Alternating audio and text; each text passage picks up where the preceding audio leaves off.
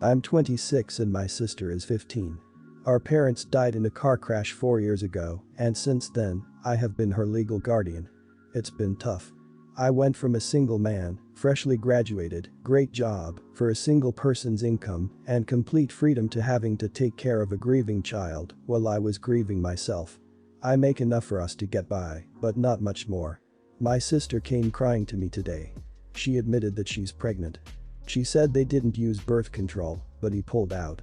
Apparently, it's some kid in his class. I comforted her, told her it was going to be okay and that we'd get through this. Then she dropped a bomb on me. She wants to keep it. She wants to raise and nurture it and give them the childhood she never had. I told her she can't be serious. She's way too young to care for a child. Hell, she's too young to get a job in most places. That if she keeps the child, I'm the one who will be bearing that responsibility. Sure, she can make minimum wage, but at least where we live, it's simply not enough to get by, and I'm simply not in the place in my life where I can afford to take care of another child. She told me that she doesn't expect me to be the parent, and I told her that it didn't matter what she expected. The bottom line is that as her legal guardian, I'm the one who will be responsible for the child, by law, until she turns 18. That I'm the one who'd be awakened to a 3-month-old throwing a tantrum at 3 a.m., regardless of what she expects. That I'm the one who's going to have to babysit when she works or goes to school, because there'd be absolutely no way she can afford an external babysitter. She then got angry and said, "Well, I'm keeping it, whether you like it or not." I told her she very well can make this choice, but then I'd have to make my own choice, and that I will no longer be her guardian. I'd give her up to our grandparents. They're very strict Christian and would have no problem forcing her to give her kid up for adoption, then making her life a living hell for all this. It's the reason she begged to live with me over them. They're not great people. She's been distraught, telling me I'm a horrible person and that she hates me for trying to force her to give away the one thing she loves the most. I tried comforting her. I know she's going through crap, but I just can't raise another child. My life was already put on hold when my parents died, and another halt when I had to take care of my sister. I just can't afford, financially or emotionally, to take care of another kid I didn't ask for. I just can't. And I don't want to either. Am I being unreasonable to want her to not keep the baby and send her off to her grandparents if she chooses to? Not the idiot, but it's not your call or responsibility who the new legal guardian is. Sister can ask for emancipation, which the court might well grant under these circumstances. If you're in the US, she is probably entitled to survivor benefits through Social Security, which would help with the finances. Or she could ask to go into foster care or find a guardian on her own. Would be no idiots here if she would name the father, but she is the idiot for implicitly expecting you to pay in father's stead. Not the idiot, you've already sacrificed so much of your life for her sake. She has no idea what she's getting into and can spout all the stuff she wants about you not having to raise her kid. It's a lie, and you won't just be raising her kid until she's 18, she'll probably want to go to college. It's also gonna take her time to get settled and find a job if she graduates. Don't feel guilty, it's okay to put yourself first. Your ultimatum is completely fair. Not the idiot. She has no idea what kind of struggle is in her future. I know from experience, I got pregnant at 15 as well. I barely made it through high school, and I had both my parents, the father of my child, and my oldest sibling helping me the whole way. Finances and child rearing aren't the only problems she will face. I can guarantee she will slowly lose a lot of her friends. She will always feel as though he missed out on her childhood or teenage years. It's not easy juggling school, work, and raising a child. She can forget about having a life of her own for at least 3 or 4 years. I'm a big guy. I'm 6.11, currently around 470 pounds, and I powerlift. I live in a small community where we happen to get a lot of tourists during the summer months. I was out pushing my son in his carriage on a fairly scenic trail that can be traveled by both motorists and pedestrians.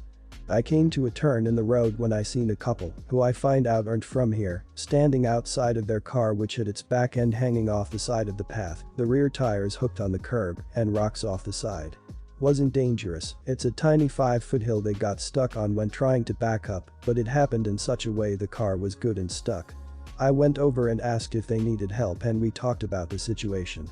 I walked down the hill and looked at the way they were stuck and figured I could probably just muscle it enough to free the back tires and get it back onto the road. I told them this and asked if they'd stay with my son while I tried. The guy starts protesting, telling me he doesn't want me to hurt myself, saying he already planned to call someone and that I didn't have to bother. She tells me that it'd be a great help and that if I don't mind she had no problem with it and would appreciate it. So figuring the guy was just being courteous, I assured him it was no imposition and started down the hill while she stood with my son. The guy follows me down, insisting I don't bother and it's fine, and that I really shouldn't. I repeatedly assured him it's fine, and then jokingly say I already got her hopes up, I don't want her coming after us. He goes quiet and goes back up the hill. I brace myself and get the back tires up and the car securely over the embankment. She starts whooping and clapping, gives me a quick hug, and thanks me. She asks if she can take my photo, and I agree and pose kneeling down by my son in his carriage and giving a thumbs up. He asks her if he can thank me privately, and she gets back into the car. I offer my hand and tell him he might want to go to a garage in case, and that I hope he enjoys his trip and he doesn't go for a handshake. Instead, he tells me I humiliated him in front of her and that I had no business showing him up like that or taking a photo. I apologize and tell him I had no intention to embarrass him, and he tells me I should have listened when he refused my help and that as a man, I should have more respect than that. Now that I reflect on it, I can see his point. No guy likes being made to feel small in front of his partner, and he did tell me no thank you. I can see why her cheering would hurt his pride. I'm wondering if I crossed a line by not listening. Not the idiot, I'm going to take this to another level. You have a problem and along comes this guy pushing a child in a stroller and he lifts your car so you don't have to wait for a tow truck. So to summarize, a guy is really strong and is comfortable enough to care for his son in public. He knows what's important in life, caring for a child while still taking care of himself physically. Obviously a great catch. I'm not surprised the other guy felt threatened, but it's still a weak move to whine at a stronger person. Not the idiot. I am nowhere near as big as you, 6'3", 250 pounds, and I would have told you not to worry about it, mainly because if you did get hurt I wouldn't want to be responsible. But if you walked over and muscled the car out of the ditch I would have been insanely impressed and probably yell out holy crap. I would not feel emasculated, and if my girl said something my response would be something like, well, yeah, this guy was 7 and like 400 pounds, he was built like a goddamn tank. Compared to him I look like a freaking anorexic hobbit. Not the idiot, because it wasn't your intention to humiliate anyone. You just wanted to help out. I carry a battery jump box in my car and offer to help when I see someone with a dead battery. I'm not there to shame them for not being able to do it themselves. In retrospect you realized why he was upset and are understanding of that, so that makes you even less guilty. Obviously he's a bit insecure and you must have struck a nerve. And yes, it most definitely sounds like a humble brag. But not the terribly annoying kind, so it's all good in my book. Keep on helping people. My daughter is 16 and will be 17 in August. In September, I'm going to move her across the country because she will be starting college at a very good school. She skipped a grade, graduated high school a year earlier than her peers. Last week my daughter graduated high school. We packed up her room, the essentials, from her mom's house. We divorced, as she won't be going back to live there. We're going straight from my house to her college dorm. A few days ago, my daughter asks me for a ride to my friend Tony's house because she is getting a tattoo. I was surprised because she never mentioned this to me before. It was definitely framed to me as if this was already approved, she just wanted to go with me to get it done. We stayed up all night looking at designs, coming up with colorways or shading, and deciding on location. The next day we went to Tony's and she got a small 2x4 tattoo above her ankle. I've known Tony since high school, he's been a tattoo artist for 20 years. I completely trust everything he's associated with when it comes to tattoos. He even did my first tattoo when we were in high school. The entire experience was actually a blast for me. I haven't felt that close to my daughter in years, we really bonded over the whole thing. To see the guy who gave me my first tattoo also give her her first made me shed a tear. Of course the next day she posts pics online and her mom flips her crap. She calls me screaming about how irresponsible I am. I honestly didn't know her mom wouldn't be okay with it. She has tried her hardest to cut me out of all decision making about daughter, so the norm is they make the decisions amongst themselves, and I'm just sometimes along for the ride and to pay. She's also cut me out of multiple milestones in daughter's life. Graduations, performances, games and so. Until daughter was old enough to tell me directly, I was never invited, so I missed a lot of moments. Obviously, daughter was aware of this, which is why she simply stated to me I'm getting a tattoo instead of asking me. I definitely reprimanded her for misleading me, but otherwise, what's the big deal? Ex-wife has been okay with her having love life since 13, picked her own high school and college, is fine with her moving across the country in a few months to attend and live by herself. Why are we acting like she is not capable of deciding this on her own? Would it be better if she gets it done 5 months from now from some strange kid doing tattoos out his dorm room with used needles? Mom is livid. She threatened to call the police. Threatened to pick up daughter and bring her back to her house. Tried to make me take her to get the tattoo removed. None of this is happening. A culture was created in which I don't get input on things regarding daughter. The culture was created in which mom allowed daughter to make decisions for herself. Am I the idiot here for not double checking with mom that a tattoo is okay? Not the idiot. It was a bad thing for your daughter to mislead you, but it's a tattoo, and this is 2019. People act like they're the mark of the freaking devil. If she's adult enough to go to college, she's adult enough to make decisions about her own body, especially since, as you said, she's been making decisions about her body from a young age. Her mother needs to chill out. It happened. The police aren't going to care. Getting it removed is asinine. Should you have checked in? Probably. But it's done and I'm glad you and your daughter had that moment. You're the idiot. Well, maybe A is a bit harsh, but I say this as someone covered in tattoos. 16 really is too young. It doesn't sound like your daughter got something stupid, but the mindset of a 16-year-old is still very young for permanent ink in my opinion. I get the well she would have done it anyway argument, but I don't know, just seems a bit of a bad choice. The other A is Tony, definitely shouldn't be tattooing a minor as a professional artist. The stuff with the mum, no idea. I can see why she is pissed off at you though, she probably sees it as irresponsible parenting. You're the idiot, tattooing a child is illegal and classified as assault. Furthermore, you took her to your friend's house, unbelievably unsanitary no matter how long he has been doing it, and not a professional studio meaning you knew this was wrong. Her mum has a right to be mad, you allowed your daughter to get a permanent mark when she hasn't 100% stopped growing yet by a guy she doesn't know at his house. I only hope your daughter doesn't get an infection. I am a person who when 17 got a tattoo in someone's house by a professional. Regret that tattoo so freaking much. My partner, 30, and I, 29, live in a building with dozens of apartments. As soon as we moved in about a year ago, our next door neighbors immediately started harassing us over every little thing. There's a leak and it must be us. Something's wrong with the electrics, it must be us. There is a noise, must be us.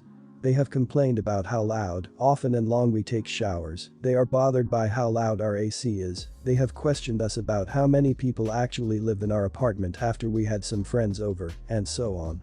I thought they were just crazy annoying old people at first, but a couple of months ago, I overheard them in the hallway and they used very colorful language to talk about us. So instead of continuing to walk on tiptoe and turn off the AC and not have people over, we decided to make love audible. We only do it before 10 p.m. and quietly enough so that it's not an actual disturbance to other people, so they can't call the cops on us. Our bedroom, living room and bathroom share a wall with this couple's apartment, so they can probably hear us wherever we decide to do it. We talked about this to several of our friends, and everyone accused us of being idiots. Our friends think we should have called someone as soon as they started bothering us, but seriously, who? The police. The old people's home. And tell them what, a couple of 70-year-olds are bullying us. Anyway, our friends think we should stop doing it. But since we've been doing it, not only do the neighbors not complain to us anymore, they don't even say hello. We consider our problems to be solved at the low price of loud love. I get that it's obnoxious and embarrassing, but so far, diplomacy, smiling, compromises, or fighting with them hasn't worked. Besides, we're not making love much louder than at our old place, where the isolation was good enough not to be heard, so we're not being extra nasty. I don't know, are we in the wrong here? Should we stop? Not the idiot.